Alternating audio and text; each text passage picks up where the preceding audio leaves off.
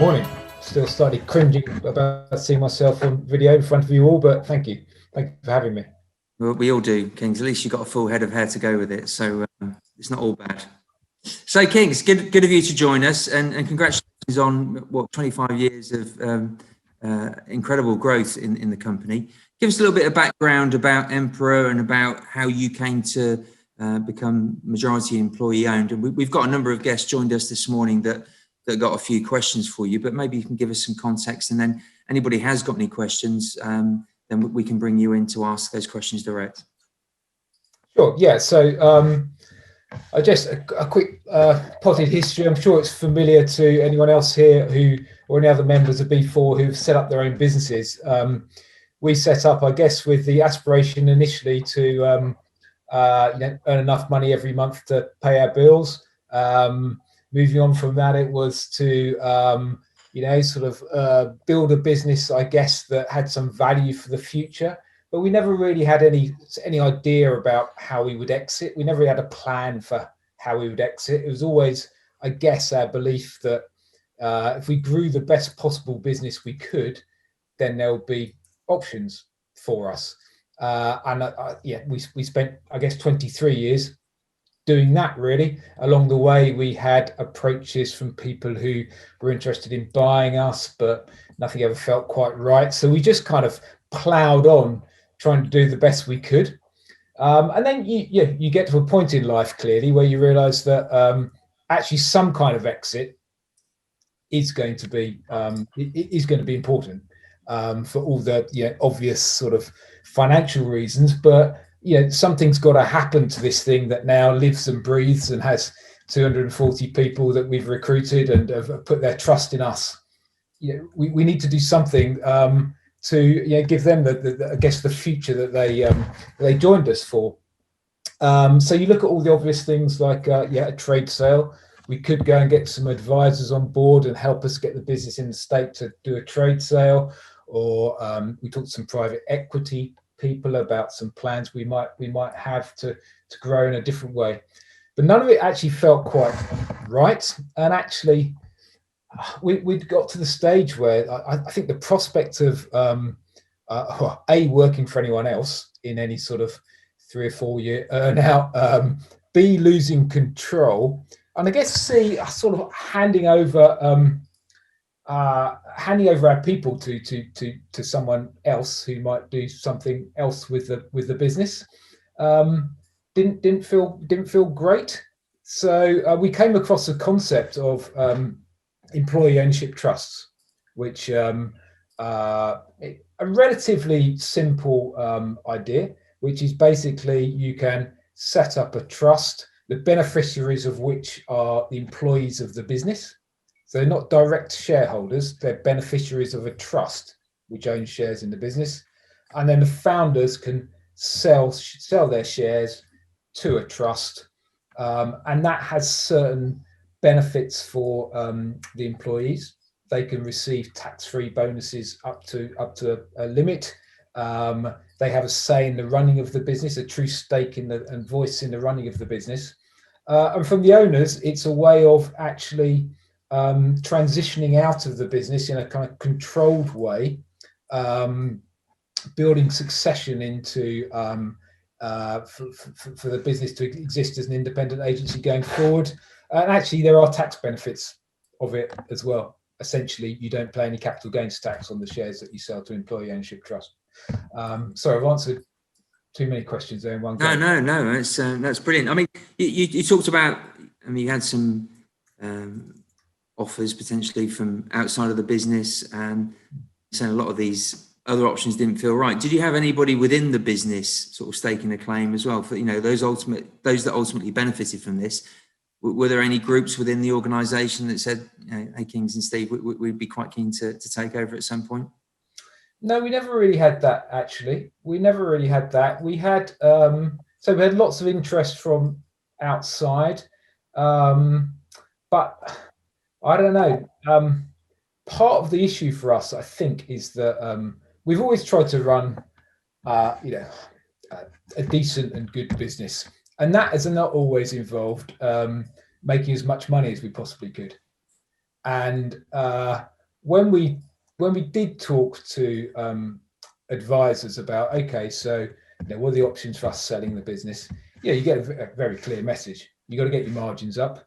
You've got to do this. You've got to do that. You shouldn't be doing that. You shouldn't be spending money on that. You've got to tighten up there, and all things that probably we weren't desperately comfortable with, and that was definitely one of the big factors for us. And actually, from that thinking has grown actually this idea of trying to run a business that actually formally balances profit with purpose. So in the past, we just thought, well, let's run a decent business. Let's do all the things that decent businesses do, like, I don't know, pay our suppliers on time, look after our people, give them good benefits. If they get into trouble, we'll help them out. All those sorts of things, informal way. Moving to actually thinking, no, this means something to us now. So let's actually try and formalize that. And that's really the next part of the story for us, I guess. Yeah, I mean, because you're a B Corp, aren't you, as well? We're on the path to becoming B Corp, yeah. So that's in progress. And again, that is that's really become a focus for us, but not as a means to an end, but just a way of measuring some of the things we're trying to do to become a more responsible business, I guess.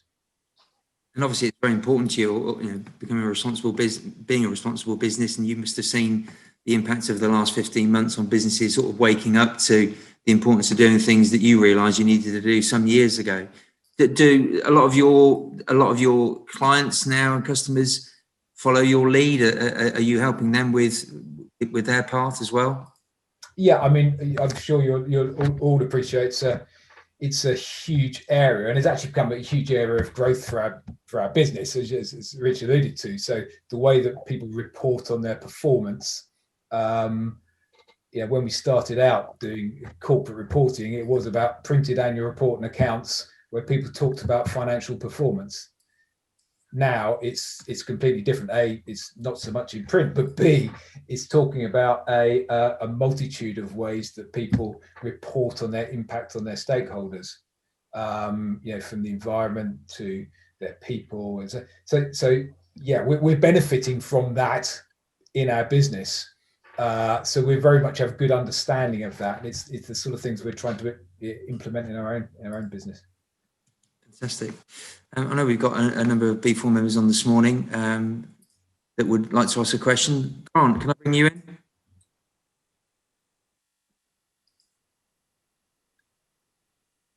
Yeah, great. You were cracking up there, Richard. I don't know if that's your internet or mine, but yeah. Cracking up for a number of years, really... don't worry. Actually, it's telling me my internet connection is unstable, so I hope you can hear me. Can you hear me? Yep, no problem. Perhaps it's me. Can you hear me? Got you. Do you want to, has anybody else got a question for Kingsley? Yep, Alex, let's bring you in. Yeah, hi, Kingsley. Really interested to sort of hear about your sort of exit plans, I suppose, with the business, and it's really interesting. I guess this is a very similar model to sort of what John Lewis have done for years. Is it very much a win-win for you? I mean, agencies are notoriously difficult to value, and there's an awful lot of goodwill kind of wrapped up in staff and all of that. Is this actually just being very blunt about it, you've mentioned the sort of tax benefits to you and to the staff, but actually just a win-win in terms of how you guys can do quite well out of this as directors and people that are exiting the business, and how actually you can just build longevity with staff staying on, and everyone wins. Is that the nuts and bolts? Yeah, I think so. I mean, I think if in pure financial terms, I think when you go through the sale to an employee ownership trust, you have to submit a valuation to HMRC. Yeah. And that's, so we use Grant Thornton to do a valuation piece for us, which we submitted to HMRC. There's always the thing that I think if we'd have done a trade sale and we got into some kind of auction, 2 or 3, interested parties, we could have sold for more than we sold to the EOT, to be frank. If we took pure pound notes, I'm sure we could have done. But I think it is, the wins for us are there's no earnout. We're not spending 4 years working for someone else. We don't feel like we're selling our staff down the sort in terms of you bought into us and our story, and now actually we're selling to someone else that you might not want to work with. And this I guess I guess we believe in independent businesses and genuinely believe in employee ownership. I mean, I think there are genuine benefits through engagement, which leads to greater efficiency. I think they can be more responsible.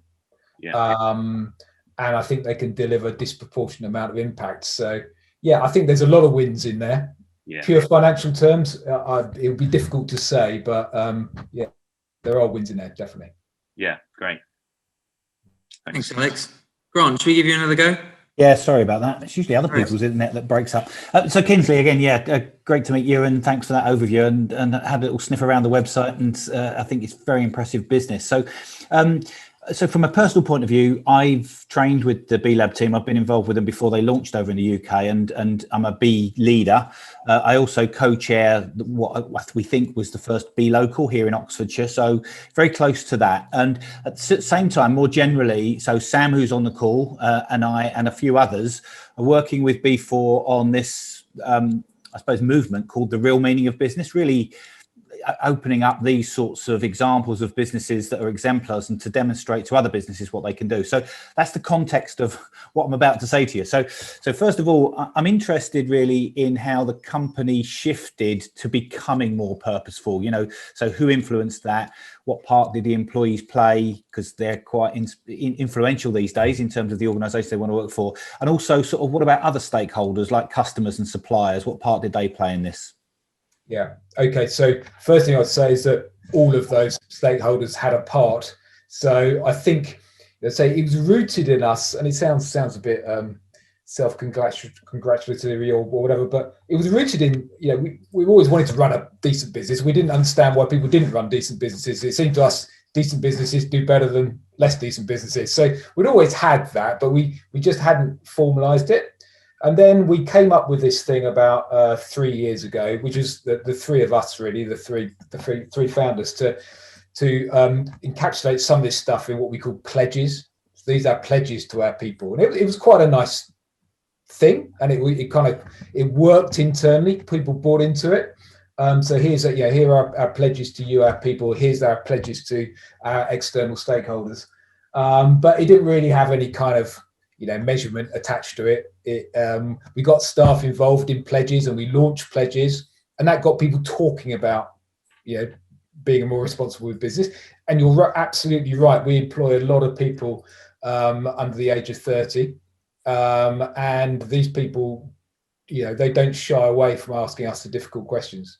They really don't, whether that's about the wastage of paper, or whether that's about whether we're managing our impact on the environment through our office infrastructures.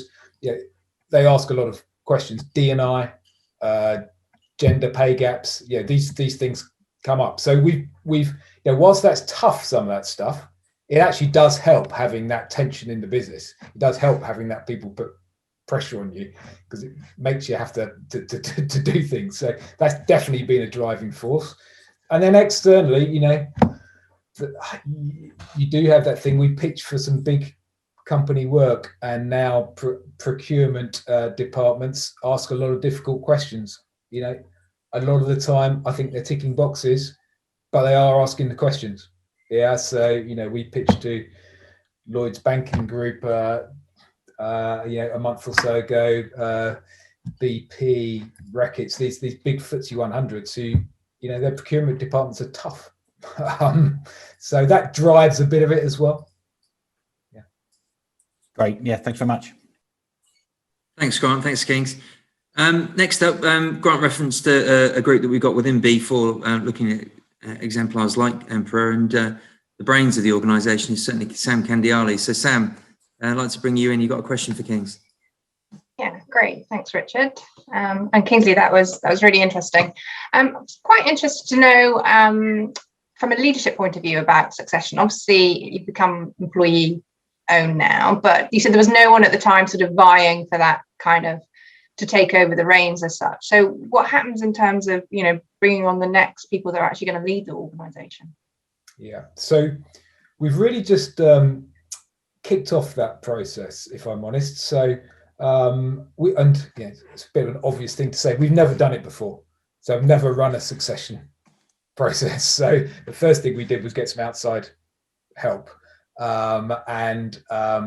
so we've got an independent chairman who has a bit of that experience, but we've taken on a chap to help us who's actually head of talent and at Mars.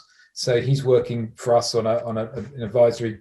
He does a lot of succession work. So he's mapped out a process, and there's a lot more formality to that in the right way that we would have been able to come up with ourselves. Mm-hmm. So the way that you consider internal candidates, the way that you build a process that involves external candidates as well, the way that you think about, the investment you make in some of those candidates now with a view to them, being post in a year's time or whatever.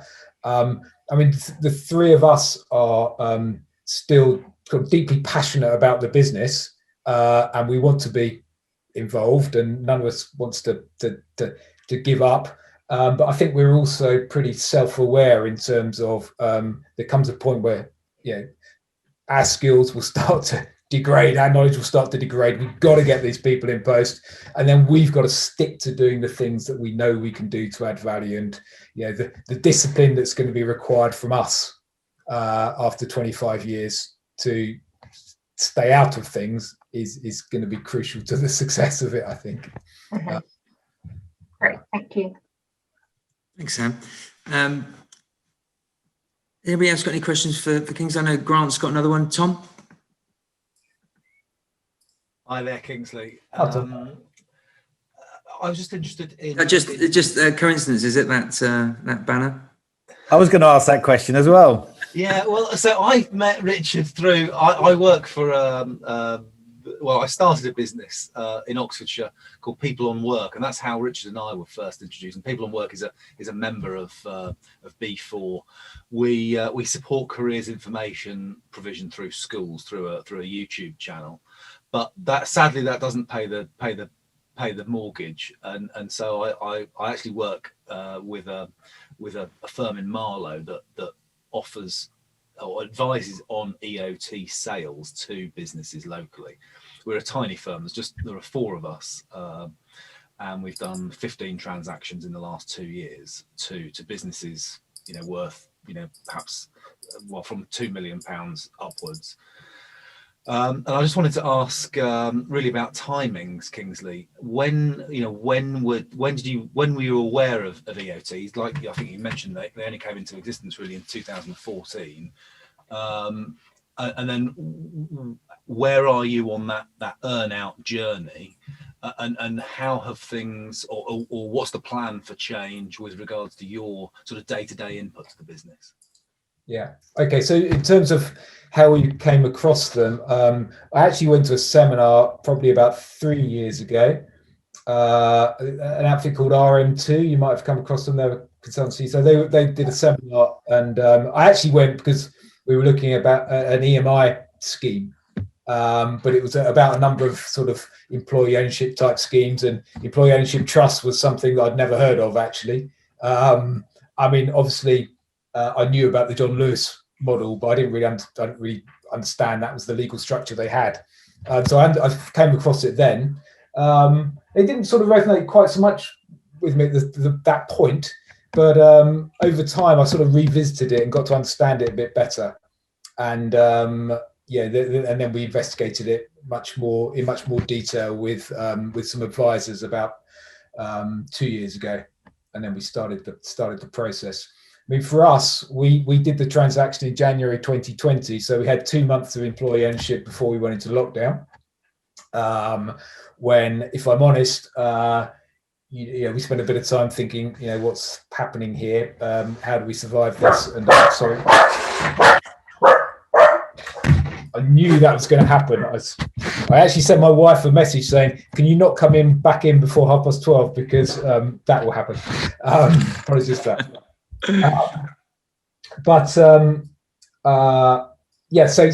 So for us, we January 2020, 2 months of employee ownership and then lockdown. It was really interesting through that process, really interesting through that process, because although it was early days, we were acutely aware that there's some decisions we needed to take, which we needed to have an employee voice involved. So we were looking at one point that is this going to mean redundancies? Is this what we're going to need to do over the next 6 months? And actually, we came to a point where we didn't do any redundancies, but people did take a pay cut for 4 months.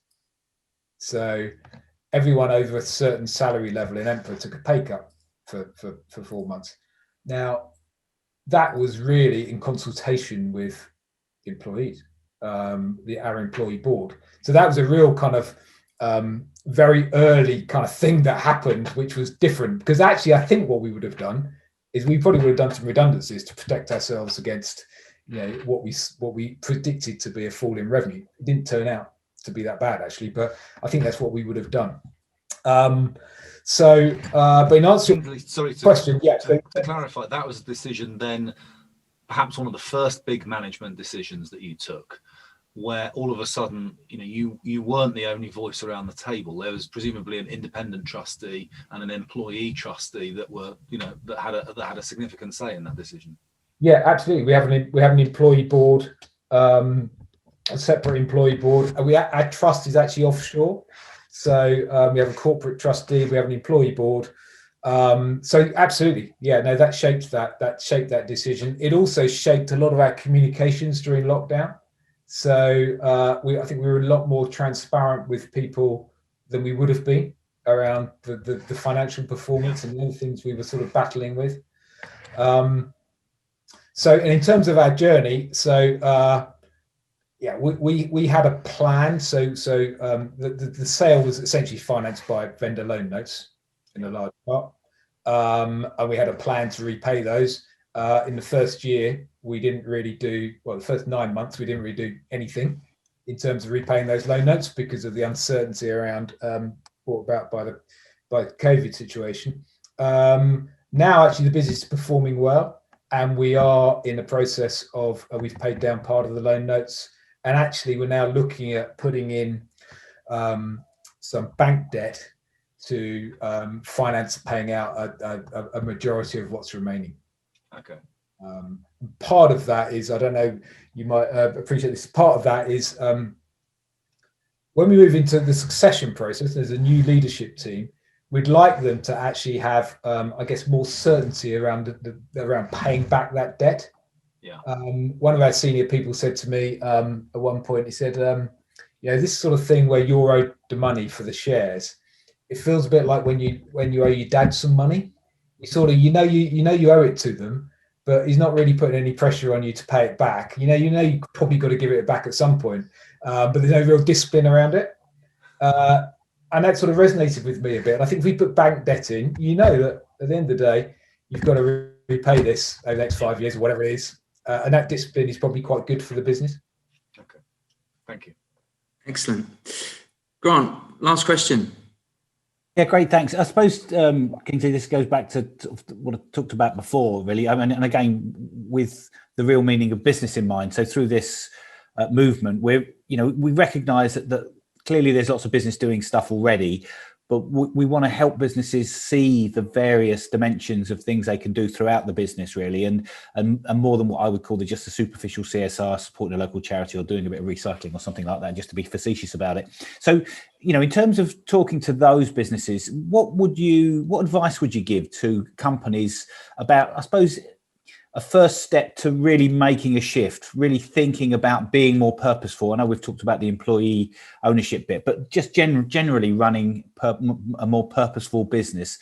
Is there anything that you'd advise people that they could do to start thinking about that and really making that change?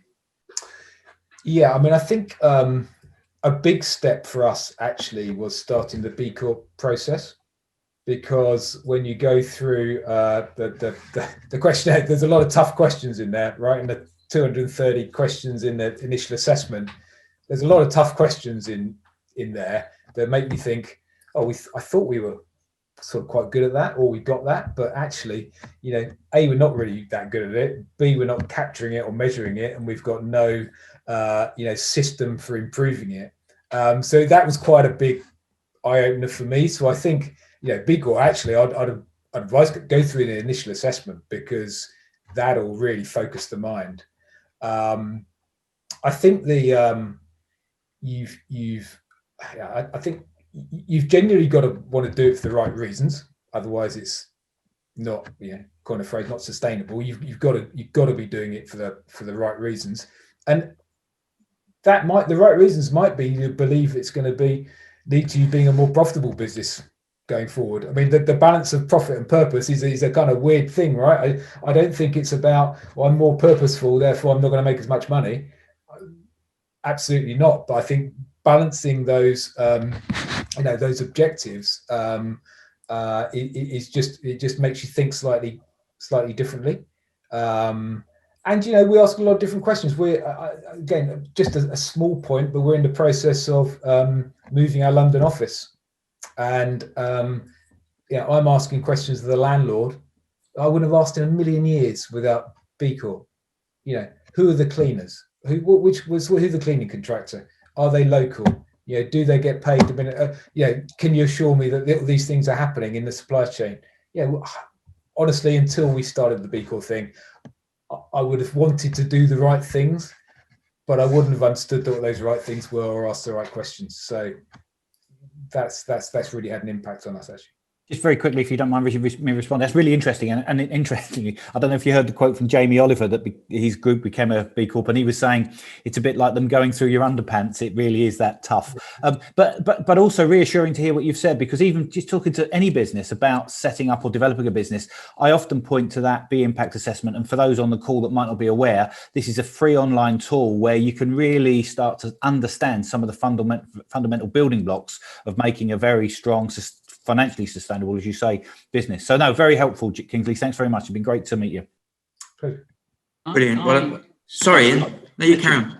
Can I just come in with one last bit? I suppose we've heard, so Ian Mundy, I work for UHR Consultancy, so we provide HR services. So we're all about the people. That is our strap line. It's all about the people. So I suppose what would be the one reflection of the process in relation to the employees, the voice, etc., and the benefit of the journey you've been on? Have you been able to measure?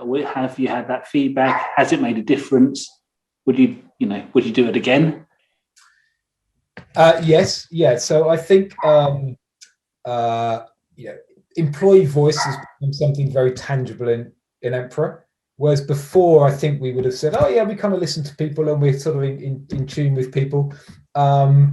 Now, actually, we run decisions past them, and we ask them their view, and they have a channel to genuinely bring stuff to us in a safe environment, in a safe way, so they can take things to the employee board. And the employee board are represented on our exco, and they have an observer on our board, so those things genuinely get aired, and there's not any issues with people doing that, or any perception there'll be an issue with people doing that. I think we've done things like, there's things like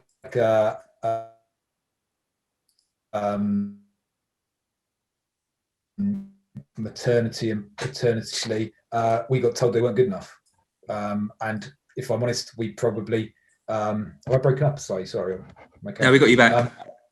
And it's probably one of those things that was on a, we're probably sort of aware of, but hadn't done anything about. But people coming to us through the employee board saying, "Look, this stuff's not really good enough," and actually, Emperor's letting itself down in this area. Really, lots of good stuff, really not up to scratch. So, I think really proper things are happening there, which and it's really helping us. D&I is another huge area for us. So I always say, if someone had said to me, is there genuine racial equality in Emperor? I'd have said, yeah, of course there is. If two people from different ethnic backgrounds come for an interview, the best person will get the job. If there's two people up for promotion in Emperor from different ethnic backgrounds, the best people will get the job. A man and a woman, the best person will get the job. People of different sexual preferences, the best person will get the job. And you sort of think, well, yeah, so no one can accuse me of that. And then people say, but why aren't there any people from ethnic backgrounds in any of your senior leadership roles? And then you say, well, that's because we never get any candidates from those sort of backgrounds, right? So that's our excuse for that. Yeah, we don't get candidates, therefore they don't come through. And then you get into, so where do you recruit from? What are your recruitment processes? Well, we have things like refer a friend. Yeah, so you get people from white middle class backgrounds, great people who probably came to us because they were sons of daughters of a client of ours or something, and they refer their friends who are all from a similar background, and you exacerbate something. So some of those chains we've really had to break down, and you suddenly start looking and going, look, we've got a lot of this stuff wrong, stuff that we thought we were quite clever at, and we were hiding behind some kind of stuff. Well, can't do that anymore. And that's really been quite painful in places, but it's really sort of accelerated change, I think. Great to have you with us, and I'm sure I speak for everybody, we've enjoyed having you here today, and we look forward to catching up with you soon. Pleasure. Thanks very much, everyone.